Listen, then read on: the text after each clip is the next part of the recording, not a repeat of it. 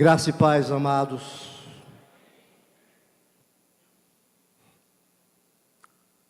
É um misto de privilégio e responsabilidade estar neste lugar. Eu darei um breve testemunho do que me ocorreu há cerca de um ano, final do ano passado. Narrarei algumas coisas pessoais, naturalmente que é um testemunho, isso tem que acontecer. Creio, irmãos, eu não tenho vaidade quanto a essas coisas, mas eu precisarei narrar algumas coisas pessoais. Mas antes eu gostaria de ler um texto da palavra do Senhor, que está em Números 14. Eu vou ler do verso 13 ao verso 19. Se você estiver com a Bíblia, pode acompanhar. Respondeu Moisés ao Senhor: os egípcios não somente ouviram que com tua força fizeste subir este povo do meio deles, mas também o disseram aos moradores desta terra. Ouviram que tu, ó Senhor, estás no meio deste povo, que face a face, ó Senhor, lhes aparece. Tua nuvem está sobre eles, e vais adiante deles numa coluna de nuvem de dia e numa coluna de fogo de noite. Se matares este povo como a um só homem, as gentes, pois, que antes ouviram a tua fama, dirão: não podendo o Senhor fazer entrar este povo na terra que lhes prometeu com juramento, os matou no deserto. Agora, pois, rogo-te que a força do meu Senhor se engrandeça como tens falado, dizendo: o Senhor é longânimo e grande em misericórdia, que perdoa a iniquidade e a transgressão, ainda que não inocenta o culpado, e visita a iniquidade dos pais nos filhos até a terceira e quarta geração. Perdoa, pois, a iniquidade deste povo, segundo a grandeza da tua misericórdia, e como também tens perdoado a este povo, desde a terra do Egito até aqui.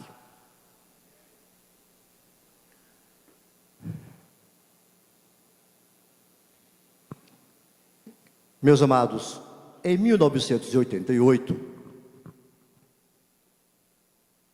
a JUERP, que é a junta que cuidava do ensino e promoção de atividades para os jovens batistas da Convenção Batista Brasileira, promoveu uma caravana de jovens de todo o país para o 8º Congresso Mundial da Juventude Batista, que foi realizado em Glasgow, na Escócia. Eu e minha esposa, na época éramos noivos, nós nos encantamos com aquele projeto da JUERP e nós nos habilitamos a participar do Congresso Mundial. Esse congresso incluía 5 dias de congresso e mais um tour pela Europa e mais 10 dias em Jerusalém.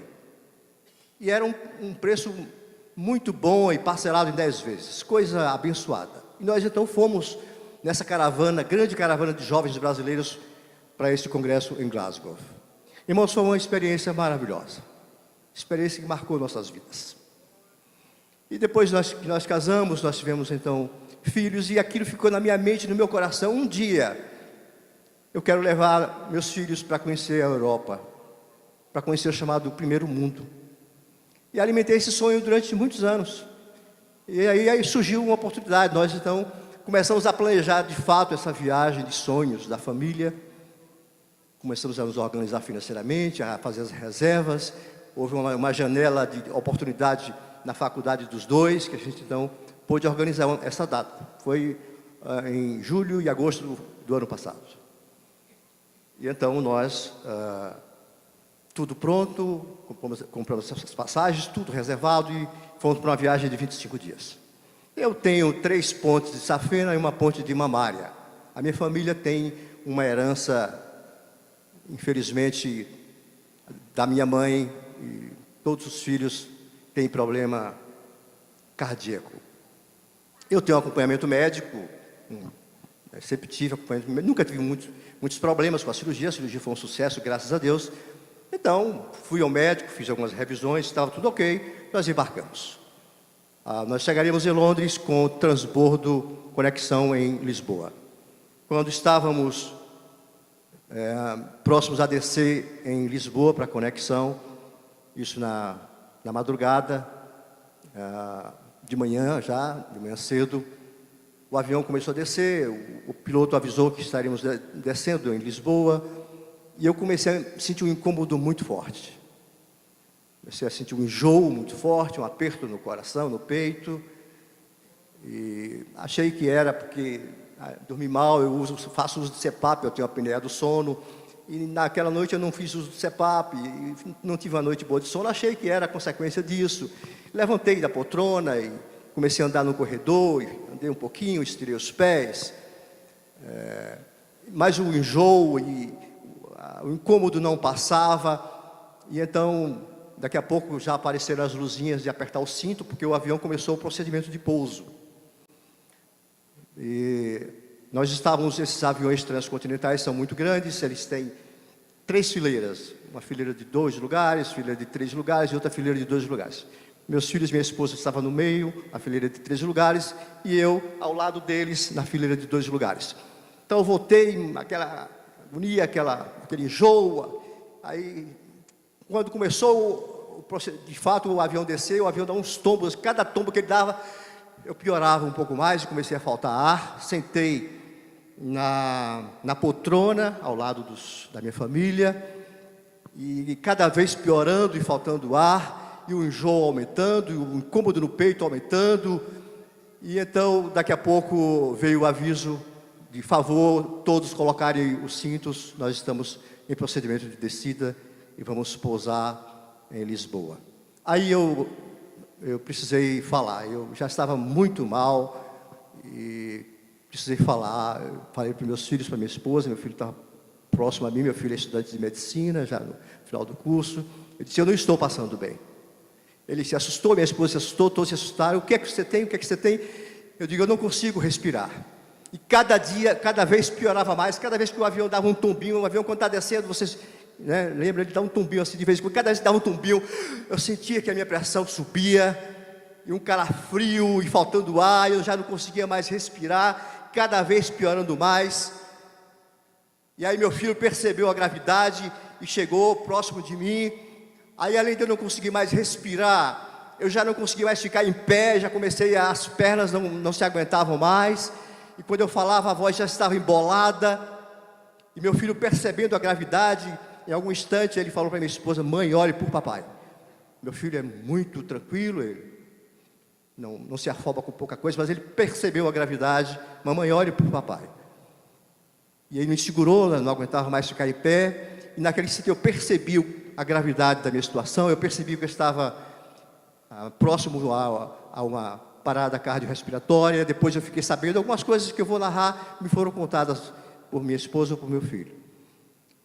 E meu filho me contou depois que os meus lábios estavam já roxos, e eu estava com uma palidez muito grande, e depois eu fiquei sabendo que a minha pressão chegou a 24/16. Bom, se tem algum médico aqui nesse ambiente, sabe-se, mesmo que não tenha, as pessoas sabem hoje, tudo está na internet, alguém com problema cardíaco como o meu, a pressão ideal é 11/6. A pessoa que não tem problema de saúde, a pressão ideal é 12/7. Se você está com pressão de 14/8, você está com hipertensão. Se você está com pressão de 18/10, você está em emergência médica. Todos sabem disso, não é? Pressão de 18/10 é emergência médica, você precisa rapidamente ser levado para um hospital. E pressão 24/16, você está morrendo. A qualquer instante você pode ter uma parada cardiorrespiratória, um derrame cerebral, você está claramente morrendo. Aquilo passa um filme na cabeça, você diante da morte. E eu me lembrei naquele instante que há poucos meses atrás, o meu irmão mais velho, que também tinha ponte de safena, faleceu com um infarto do miocárdio, e a pessoa que o acompanhou ao posto médico narrou exatamente esses sintomas. Começou a faltar ar, quando ele chegou no posto médico já estava com falta de ar, com um aperto no coração, no peito, e já não conseguia ficar em pé, e quando ele começou a falar, a voz estava embolada, e ele só conseguiu falar uma coisa: eu estou partindo. E partiu. E aquilo ficou na minha mente, eu sabia que é assim mesmo que acontece, e eu estava diante da morte, e comecei a me preparar para a morte. eu me lembro que em algum instante, os fatos às vezes não estão na sequência cronológica, mas do jeito que eu preciso para o testemunho. Eu me lembro que em algum instante eu comecei a fazer minha oração de despedida ao Senhor, e eu lembro que minha esposa, todo mundo já muito preocupado, eu já começando a desfalecer, minha esposa chegou perto e eu me lembro que eu disse para ela duas frases. Eu disse: duas coisas vocês não esqueçam. Já desfalecendo, primeira coisa, vocês são os meus tesouros. Segunda coisa, Deus é bom. Eu estava diante da morte, eu sabia que estava morrendo. Em nenhum instante, irmãos, eu tive medo. Em nenhum instante eu murmurei do meu Senhor. Eu sabia que estava indo ao seu encontro, estava tranquilo, apenas com muita tristeza no coração, porque depois de uma viagem tão planejada, tão desejada, eu via a tristeza que seria para minha família, o transtorno, ter que voltar com o meu corpo num caixão. Aquilo me dava uma tristeza muito grande, muito forte. Quando você está diante da morte, meu irmão, tudo para. Tudo para. Aí não tem mais o professor Geraldo Barros, não tem mais o auditor fiscal Geraldo Barros, não tem mais projetos para o futuro, nada mais, irmãos. Tudo para diante da fatalidade da morte e do encontro iminente com o seu Senhor. E aí tudo que você fez, que não for para o reino de Deus, tudo é vaidade e correr atrás do vento, conforme disse Salomão. Às vezes nós somos tão rigorosos com aqueles que estão próximos de nós.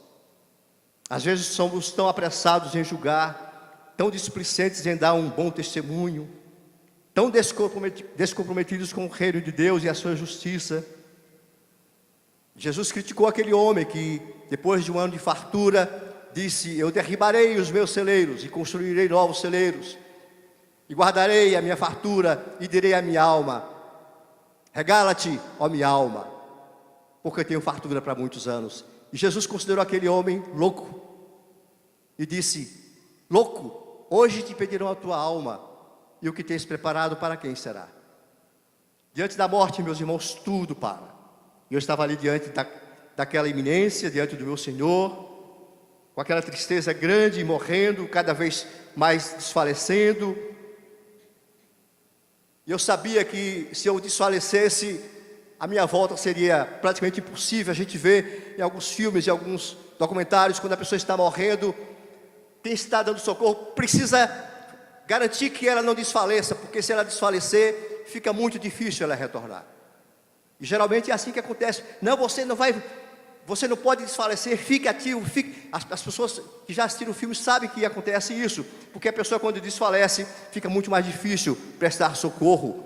Tem que ser uma ajuda externa, um ar externo, talvez uma UTI urgente, uma pessoa então estará morrendo. E assim eu me encontrava naquele instante, desfalecendo, e eu sabia que estava na iminência de desfalecer, e que se eu desfalecesse, possivelmente não teria retorno.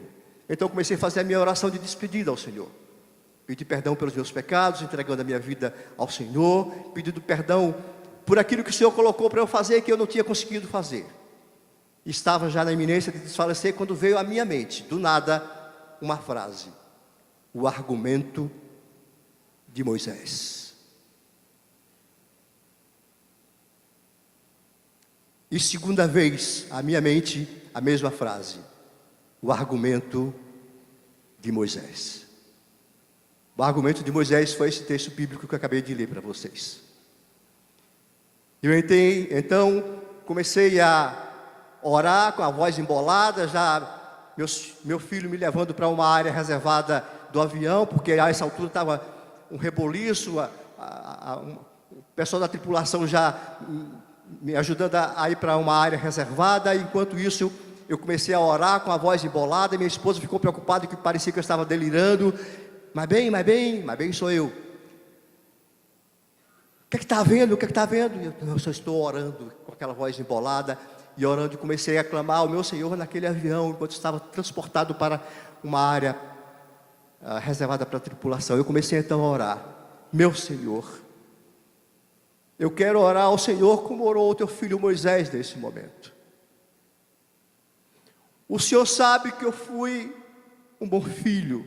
Meus pais se orgulhavam de mim. O Senhor sabe que eu fui um professor ali na Universidade de Feira de Santana que deu um bom testemunho do teu nome. Eu ensinei por 35 anos no curso de engenharia da UFES. Eu ajudei a formar mais de 1000 engenheiros. Meus ex-alunos me amam, me têm uma estima muito grande. O Senhor sabe que eu dei um bom testemunho naquele lugar. Durante mais de 10 anos eu abri uma célula de estudos bíblicos na minha casa. Muitas pessoas frequentaram aquela célula, muitos ex-alunos. Quando eu convidava um ex-aluno para frequentar a célula, para eles era um privilégio. Muitos se converteram ao Senhor naquela célula. O Senhor sabe que eu fui o auditor da Secretaria da Fazenda durante 29 anos. Eu já havia aposentado desses 2 lugares. E naquela secretaria, o Senhor sabe que eu dei um bom testemunho. Qualquer coisa espiritual, as pessoas me chamavam para dar uma palavra em solenidades especiais, época de Natal. O Senhor sabe que o teu nome foi glorificado na Secretaria da Fazenda do Estado. Eu dei um bom testemunho ali, Senhor.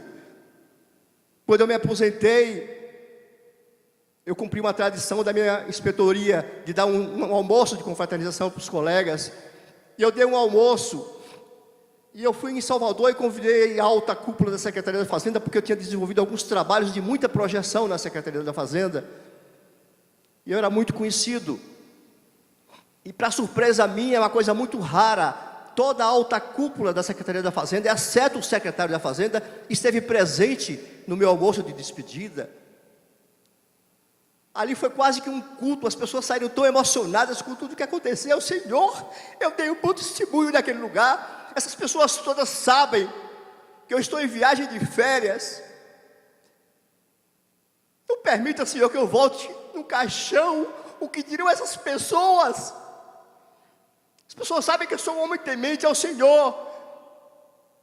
Na véspera da viagem, durante algumas semanas, toda vez que estamos juntos, toda a família, aos sábados nós fazemos um culto ao Senhor. Eu, minha esposa e nossos filhos, e nós louvamos ao Senhor, e nós lemos a Bíblia.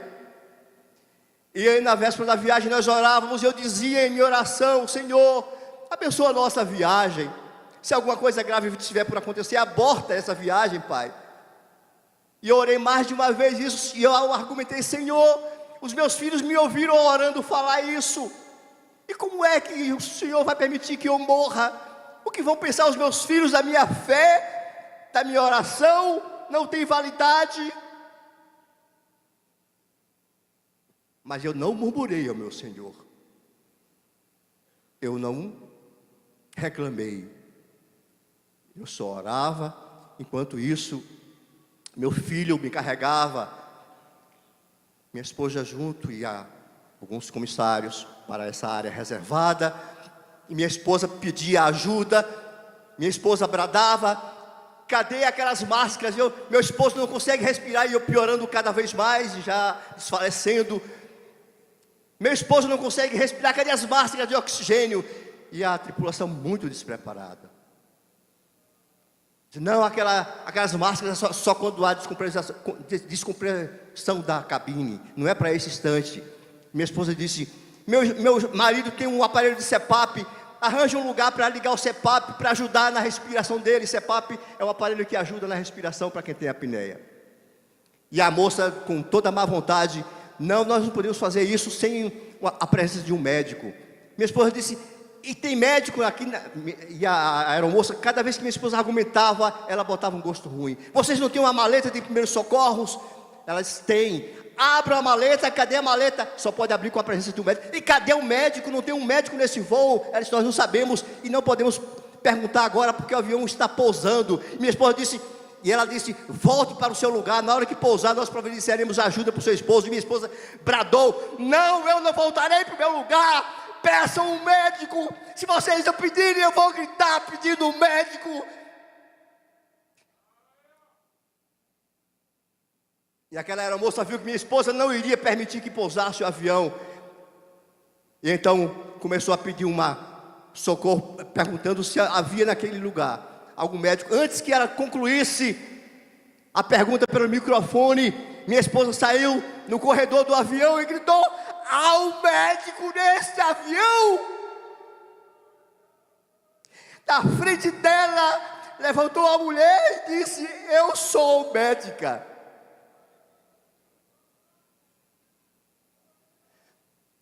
E depois ela nos contou que ela tinha saído do seu lugar com o marido, tinha ido ao banheiro, porque tinha começado o procedimento de pouso, e na volta tinha aqueles 2 lugares que não eram os lugares deles, e ela disse: vamos sentar aqui. E o marido então disse: por que sentar aqui? Nosso lugar é lá no fundo. E ela disse: eu sinto que alguém vai precisar de mim.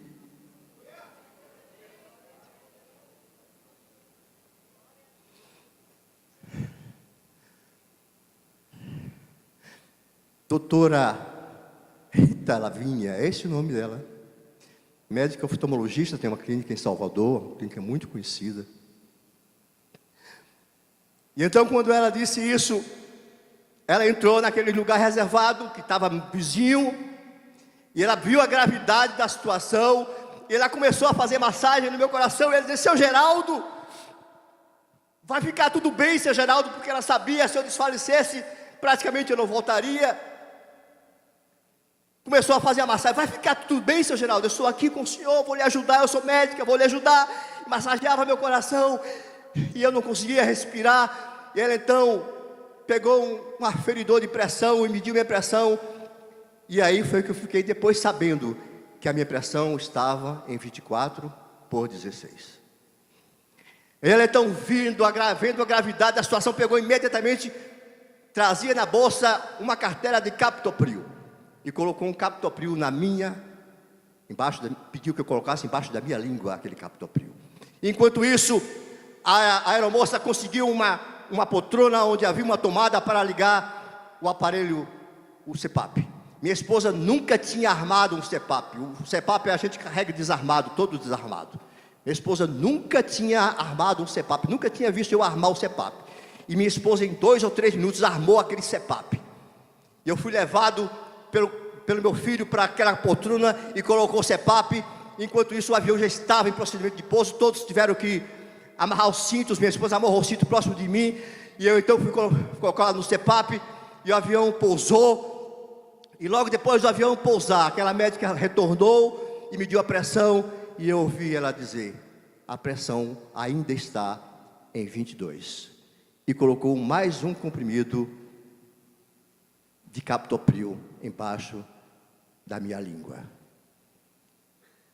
E logo depois que o avião pousou, os paramédicos já estavam todos de plantão e entraram no avião. Ninguém pôde descer até que os paramédicos me deram socorro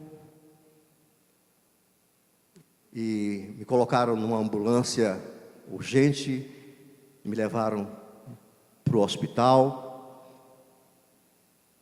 e o Senhor salvou a minha vida.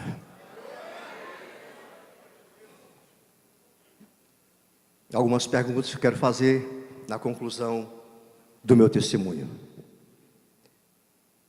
Na verdade, não acabou ali. O Senhor me salvou, mas houve algumas intercorrências durante a viagem, depois, mesmo quando eu voltei ao Brasil. Mas eu estou aqui, firme e forte, medicado e com a pressão 11/6, como é devida a um cardíaco como eu.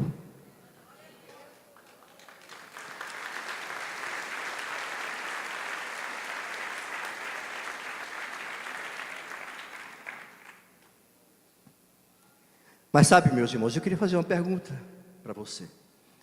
Qual é a probabilidade? A probabilidade de em um voo internacional você ter uma médica que é oftalmologista e essa médica carregar em sua bolsa um aferidor de pressão e uma cartela de captopril? Por que causa natural uma médica dessa receberia uma instrução para não voltar para o seu lugar lá no fundo do avião e sentar na cadeira próxima ao lugar onde eu ficaria? Qual é a probabilidade disso acontecer? Eu acho que o irmão sabe a resposta. E eu queria, amados, agora no finalzinho do meu testemunho, dizer algumas coisas rápidas. O Senhor poupou a minha vida de modo maravilhoso e milagroso. Mas um dia desses, o Senhor me chamará. Um dia desses, cada um de vocês será chamado. Cada um. Não há escapatória. Como está a sua vida, meu irmão, minha irmã, meu amigo? Como está a sua vida diante do Senhor?